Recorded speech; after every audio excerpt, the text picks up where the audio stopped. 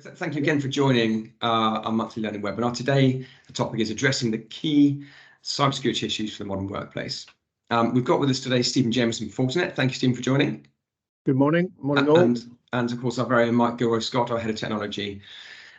Stephen and Mike will help shine light on some of the key challenges they're seeing businesses grapple with today, some of the common approaches to addressing these. Please do feel free to ask any questions via the chat during the webinar. We'll answer them as we can, and we'll come back to you after the webinar, should we not be able to for any reason. But back to the kind of topic, I guess the modern workspace for most businesses now is not really defined by a single place of work. It means that businesses have a wider attack surface, from corporate to personal devices, through to corporate and personal cloud. And so I guess that first topic really, Stephen, there was a Gartner report recently I read suggesting that some 80% of IT managers consider vendor consolidation to be a key objective for them in 2024. From cybersecurity perspective, and perhaps starting with the physical workspace, what are the key challenges you're seeing? And I guess ultimately, how have we got to the place we're at now? Yeah, I suppose it's how. Start with that last part really is how we've got to why people are looking to consolidate their number of vendors, and traditionally how security as an infrastructure has grown has tended to be point product at a time. So you've got a new way of working, whether that's remotely or in the cloud, and you add a new set of security tools to secure that environment. But as that has, as you've moved away from a more traditional office environment with you're secured behind a firewall, and then you are in complete control of all of that, to what we have today, which is number of remote users, applications hosted in the cloud, in your private data center or on-prem, and the challenge of managing all that environment. With all these different tools is really, it's really time consuming. So anything you can do to save time, reduce that complexity of management is seen as a big benefit. So one of the areas that we believe that you can do that in is reducing the number of management points by reducing the number of vendors and touch points that you have into your infrastructure. Yeah, it's not uncommon to find customers where we say have sometimes up to 20 or 30 different vendors without much overlap as well. I mean, what's your experience, and what are customers are trying to achieve ultimately? Because that's not really a sustainable level, I'd say. Yeah, it's really moving away from that. And again, no one's done it particularly by design. It's really how things have just grown over a period of time. And our approach really is to try and move towards a platform approach. And again, we've seen this coming out from some of the analysts as well, is reducing the number of vendors down so that you've got a significantly lower number to manage, and have that platform approach. So you've got one vendor doing multiple jobs, but doing it well and sharing that information. There's no point doing it if it's lots of different management platforms from the same vendor. It has to be in a coordinated way where they're sharing information, and in many ways automating how that infrastructure interacts with each other. What's achievable? And I've heard sort of, looking at the landscape, getting to 2 to 3 vendors across the patch. Obviously, cybersecurity is a very, very broad church, isn't it? But what's achievable? Like, where should one aspiration try to get to?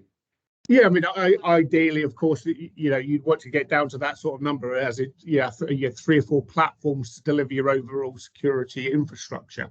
And that should be able to something that you evolve to, rather than having that big bang approach. But equally important along that journey, I suppose, is the interoperability. Is you're not going to pick up what you've got now, throw it away and start again. So as you do evolve that into a platform approach, it's been able to interoperate what's already in place is also equally important. Because you can often find there can be 4 or 5 vendors just in the physical workspace. I mean, traditionally networks and Wi-Fi have been a lot more passive in their security. I mean, before we move on to discussing perhaps more broadly the hybrid working elements of this, I know Fortinet have a solution, an approach to that. Just high level, do you want to perhaps just touch upon that?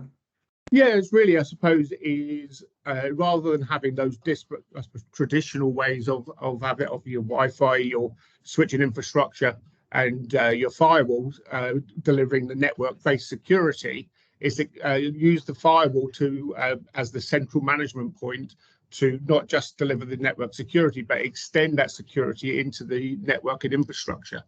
and been able to centralize the management of those three areas together. So you've got a single platform approach to in effect your LAN. So you've got the security piece, but you've also got the networking piece, and merge those together to deliver that secure network infrastructure. Yeah. So standardization of policy, standardization of management brings ultimate efficiency and improved security. Yeah, exactly. And also another key part of that is coordination. Really, it's been able to see the security threats across your infrastructure rather than just everything coming into the firewall. Fantastic. Well, look, we've got a number of topics to cover today, and clearly that covers one part. The physical workspace is a lot more to that as well, but that's quite a good high-level overview. The remote hybrids, the other part of working, the other area that's evolved significantly in these last few years. Obviously, a massive topic again, but I think talking about traditional methods, VPN, it's often been the de facto method, I guess, predominantly pre-cloud, which users can securely connect from everywhere. Perhaps one from Mike, really. I mean, what's that landscape been? What are the challenges, and perhaps give a quick overview on that. Yeah, and I think it'd be very surprising if we didn't have one organization which doesn't have any kind of remote workforce out there at the moment. It's been widely adopted to various different levels. Not all businesses are the same, and they all operate in different ways, but fundamentally the ability to work from anywhere is paramount.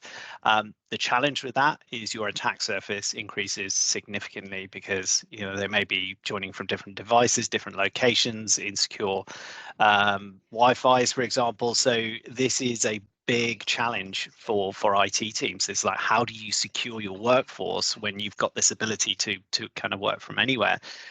Traditionally, the way this has been done, if you work from home, you would VPN into the office, into a data center to access your applications and resources that you have. But the challenge with that is it was a bit of a burden on users, and also it sometimes could be considered over permissive in terms of the access. So you would authenticate once and you'd have access to the entire either data center or subnet you were connecting to. So if there was any kind of compromise on that user or that device and that VPN was active, then you would be exposing vast amounts of your resources to whoever was compromising that particular issue there. So what we are seeing is the move away from VPN into zero trust network access, or ZTNA. Now, that's just another fancy way of saying VPN, but it's because ultimately what it does is it creates secure tunnels to your resources, but rather than doing it in a single point instance of the user signing in, it's session based. Okay, so it's triggered by the very nature of the user accessing the application. So the first benefit there straight away is the user's not going, where am I? Do I need a VPN to the data center or to the office? Which one am I connecting to? The application knows, or sorry, the ZTNA client that's on the device knows that the user is trying to get access a resource, and at that point can perform a number of checks. So it can check, A, is it the right user and they have a username and password? What device are they connecting from? Is that device secure? Has it got its firewall enabled? Is its antivirus up to date? Are there any kind of critical vulnerabilities on that device? So before they can even access any of their resources, a number of security checks can be put in place to check before access is granted. And that's not just done once. That's not just on initiation. That's continuous evaluation. So if at any point that device becomes compromised, access is lost immediately. So you can provide that higher level granularity to not just the access, but the reasons for those access. So what we're seeing is the old traditional VPN gets dropped. ZTNA is the direction of travel to move towards a zero trust principle of securing your environment. And security is always that balance, isn't it? From user experience to security. The more security is, sometimes the more the user experience gets impacted. But maybe, Stephen, ZTA, in some respects, whilst improving security, that there are benefits to that user experience perspective. Do you want to perhaps touch on that? Yeah, I mean, Mike touched on it himself there. Actually, is exactly that. It has improved the security posture because it's got that granularity. To if I'm coming in from a sales environment, I only get access to the information that I'm supposed to. But I suppose the user experience, I mean, anyone that's used VPNs will relate to this, is so much better with the ZTNA. Is you don't have to worry about it. All the checks are done in the background. You're not having to have that thought process of which VPN do I need to use if I'm accessing a cloud-based application, or whether I'm using one of the ones in the private data center. It is invisible to the user, and I think that's a key part of any IT project. Really, is obviously IT want to deliver the security and all of the good benefits that you would get from that. But equally, it needs to be something that's usable and across the organisation, and I think that's one of the big benefits of moving to this model. And Mike touched upon identity a minute ago. So like if your identity changes, then that will block access. Well, what does that mean to you? What does that mean for the user and for the business? Yeah, I mean, so if I'm logging in I'll give you a live example of when I'm in the office here, for example, it knows it's location based, so it knows where I am and who I am. If I then go home and then try to log in using a different device, for example, it would know that I shouldn't be logging in using that device.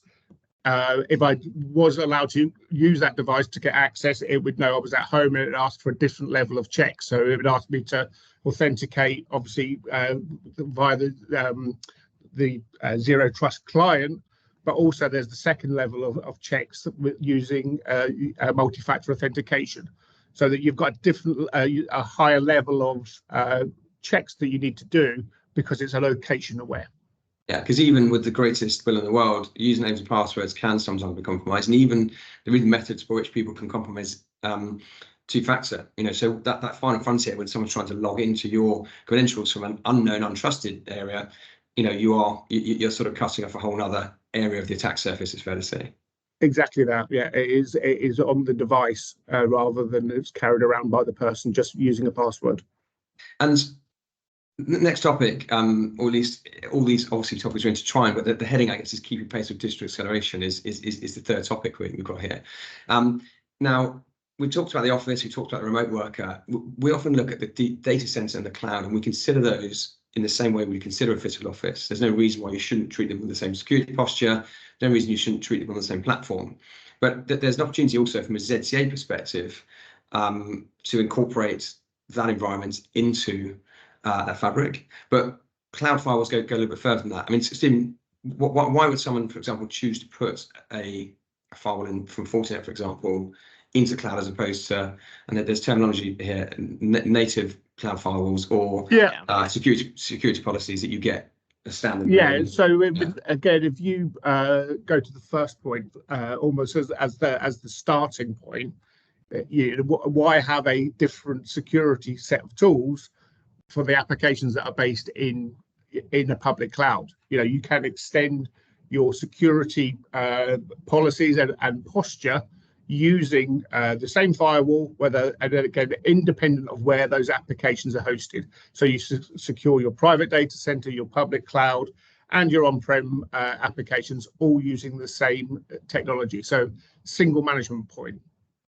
If you then look at that purely from the public cloud, what you're also the benefit you get is, Fortinet's been in business for 22 years. You've got all the learning that we would have had from all the threats that we've seen over that period of time that we share as part of our threat feeds to all of our customers. Now, with the best will in the world, anyone that's in the public cloud, although they'll have some fairly basic firewalling functionality, they're not going to have all of that history behind it to be able to deliver the threat intelligence that you would get from a firewall vendor. Someone that's dedicated and doing this day in, day out. So and I don't think they would claim to be, which is why the likes of Azure and AWS and Google, all of those, you can consume Fortinet technology to protect your applications that are in their clouds. Yeah, and I guess the other part of this is, as you say, extending it from taking where Fortinet have been successful in the physical workspace from unified threat protection with the next generation of firewalls, rather than being the sort of historical policy-based firewalls, the unified threat capabilities bring it into the cloud. Do you want to perhaps touch a little bit further on that as well? Yeah, it's exactly that. Is you're not just looking at the connections and making sure that they, those connections are secure, or who's connected is secure. You're looking at the threats, whether that's network-based, whether it's application-based. And it's a continuous check process. Public cloud in particular, has that a model of a shared security. The likes of Azure and AWS will protect the cloud, but it's the user's responsibility to be able to protect what's in that cloud. So you need a strong set of tools to be able to see what are the potential threats and how you can do something about that as quickly as possible. And to us, the best way of doing that is having the strongest security footprint that you can. And Mike, perhaps one for you. I mean, we've talked about this quite a lot with different customers and internally, management of multiple vendors, multiple products. You can have you've got a different firewall in Azure to what you've got in the office. You may have something slightly different in the data center. And, maybe you've opened up a port or a policy for someone at a point in time and you've forgotten about it. Challenges there. I mean, clearly, in the question there's the answers, but, No, that's fine. And I think let's bring it back to the first point where we're talking about this sort of, numbers of vendors. If you're using the native firewall of AWS or Azure, you've basically got another vendor. It's another skill set to learn, and it's another management platform. Where if you extend out your security fabric, which Mark, I think you nicely put into the question originally, is that you're basically got a single platform to manage, a single set of policies that you can push out. So that point where you've got that configuration error, I like to call it, you're not exposing your cloud infrastructure because of that configuration mistake, because it's part of the wider security set. And also from a visibility perspective, because the whole point of this reduction in numbers of vendors, not to one, we're not talking about that, but reducing it just to making that management and that visibility, you've got a lower number of platforms to learn, and it just makes the performance of that security setup superior. Yeah, and that's standardization. In fact, this does sort of lead into our fourth point quite nicely, really, about the gaining of visibility. It's not just about sort of the fact you can go and look at it. It's the fact you can also alert on it. So you can bring standardization to the way policies are. So I mean, a big part of what we do around, whether it be for multi-office environments or whether it be for multi-cloud office and other such places, is having that centralized management, centralized alerting, and obviously the sort of managed service wraps around that. Stephen, do you perhaps a high level touch on those two platforms that kind of enable centralized management and alerting and the value? Because clearly there's a lot to it, but perhaps summarize that. Yeah, I mean, it's. If I was in a salesperson's throwaway one line way of describing that is, you can't secure what you can't see. And so that's why the visibility is really important. But visibility is only one point. What you really need is also the controls. So putting in place, the ability to see the information, to share that information, where those threats are coming from. Again, with the number of customers that Fortinet's built up over the years, in a wide variety of industries, in a wide variety of geographies, most of those are subscribing to our threat feeds and sharing information as they see it. We've got a whole team of researchers that spend their time on the dark web and all of those places we don't particularly want our customers to go to.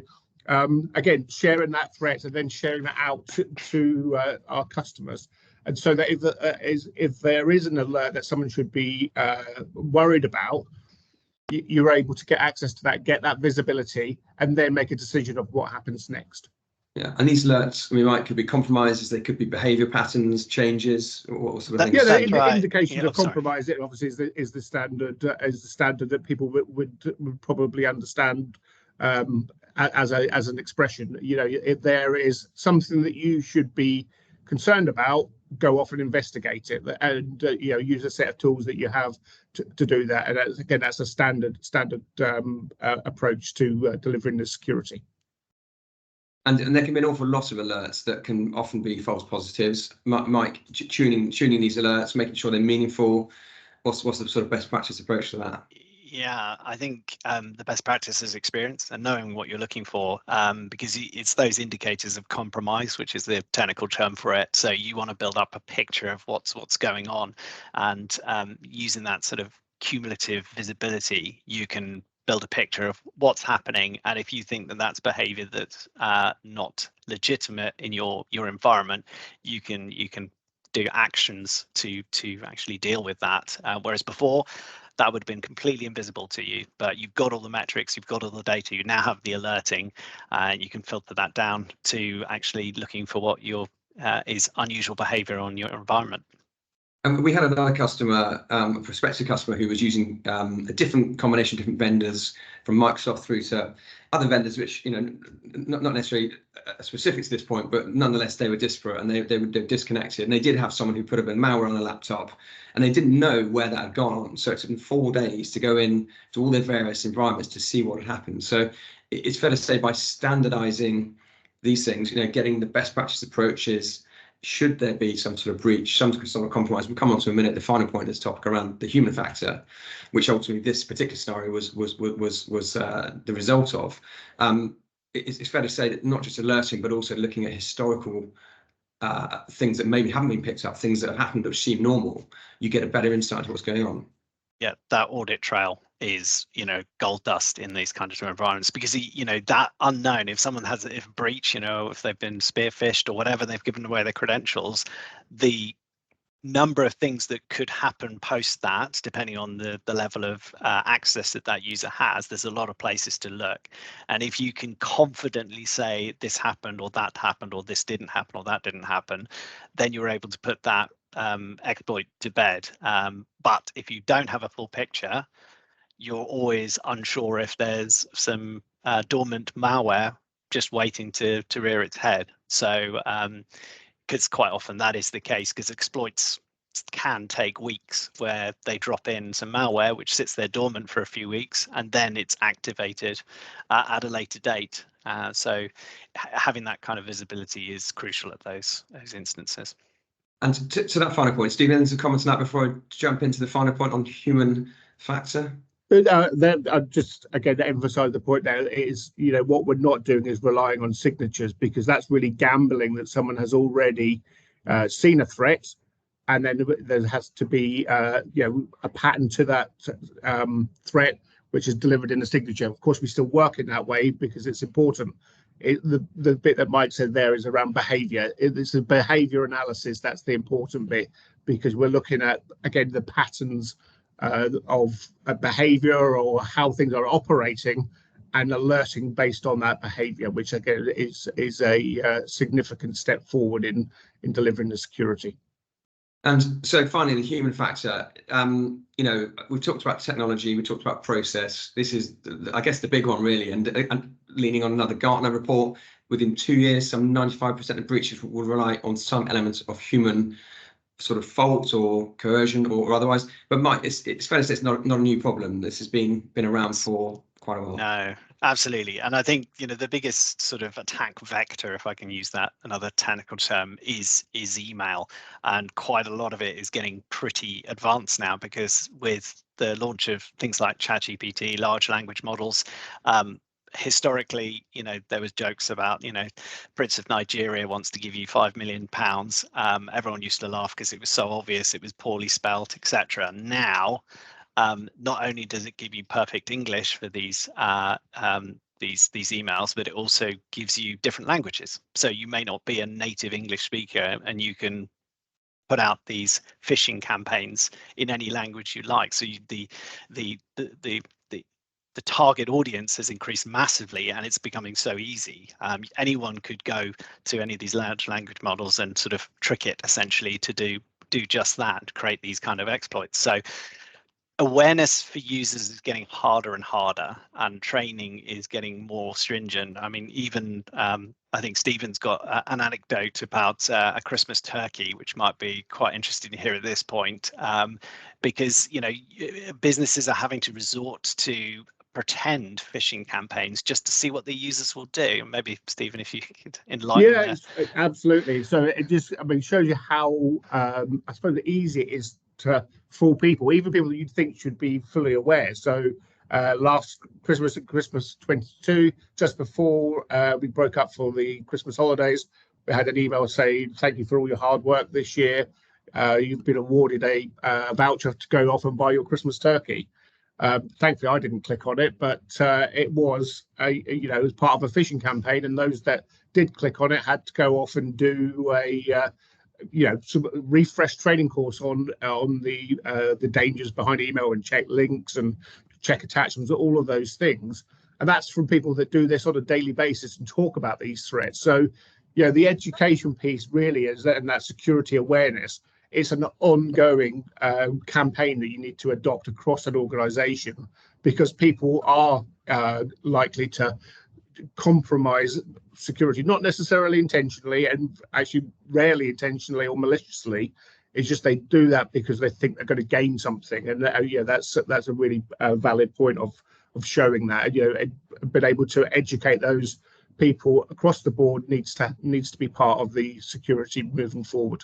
Yeah, and we've got a couple of links we can share for some of the more government open source advice and training, some Fortinet specific things, and some just general helpful information, which hopefully, it is a key part. And I think making staff and users part of the conversation as to why. So when you're bringing in new technology, like why we're now doing trust network access, making them education security aware, and just look at people understanding how they impact the company can really, really help that. And it's fair to say, Mike, so open this last section with, getting a technology strategy is sort of halfway there. I mean, I guess it varies, doesn't it? Because absolutely. You get the tech right, you get the process right, and then you fix the people, because whilst policy can be rigid, people are not. Yeah, so as much as you can kind of create your security policies and your processes, that's all very rigid, but you've got the human being element of this. And I think that's why we're kind of emphasizing this last piece is almost the most important. But we can't do that if you can't just look at one thing. You need to look at the whole stack, get that all right, and you'll be in a good position to secure things. So yeah, the human element is a large portion of it. Fantastic. Well, look, we run these webinars monthly on various topics. Today's obviously been around security, and Steve, thank you so much for joining, and of course, Mike. I also like to finish these on a bit of a what's coming, what is the big thing for 2024 beyond, whether it be a technology development, a threat. Stephen, any insights you'd like to give on that topic from either angle? I suppose the people are looking, because of the large increase in remote work. I mean, it's gone from many organizations didn't have any remote workers to now it's commonplace, even if that's only for part of the week. So it's how that you are securing that and making it as completely secure remotely as you would be working from the office. So extending that security to be stronger. So adopting things like SASE, which is obviously an industry buzzword, but also just looking again at things like cloud security and application security, particularly for public clouds, because again, go back to that shared security model, have you got the right visibility into your public cloud environment to be able to see if there is something that you should be worried about, something that's been left exposed that someone more malicious can then exploit. So I suppose it's SASE and then clouds and application security. Mike, anything from yourself? You've got 1 minute to the floor. No, I'd just like to share we just finished the people thing. It's something I came across. The social engineering is the underlying mechanism for all of this phishing attacks and things like that. And it's not a new thing, social engineering. It's been around for thousands of years. In fact, the con artist has been around for a long time. And I was surprised over the Christmas period. I was given the Superman anthology box set, and I was watching Superman 3, and in it there's one of the characters called Gus Gorman, played by Richard Pryor. He's a computer specialist or hacker, and he actually used social engineering in that movie to gain access to a company to hack a weather satellite, just using social engineering. And he seduces the security guard with his suitcase full of alcohol, pretending to be an alcohol salesman, knowing that the security guard has a bit of a drinking problem. And that movie was made in 1983, believe it or not. So incredibly, there was a social engineering hack of a company in a movie in the 80s, which I found incredible. And it's fair to say it's not the best of the Superman movies either, Mike. It's probably the third best. Well, thanks for that recommendation. Look, I hope everyone found it useful today. Really appreciate you spending your Tuesday mornings with us to listen to the issues that exist around cybersecurity. We'll follow up with some, as I say, some of this open source information. Your account manager, your point of contact will also follow up just to see if there's anything else we can help you with further. Any questions you might have that have come off today. But and also, we do a number of webinars throughout the month on different topics: security, Teams voice, networking. Lots of other areas we cover. So look, hopefully we'll see you at one of those. Thank you again, Stephen. Thank you again for your time. Really appreciate you joining. Thanks for inviting me. And Mike as well. Thank you all. Look forward to seeing you. Thanks so much. Thank you. Thank you. Cheers.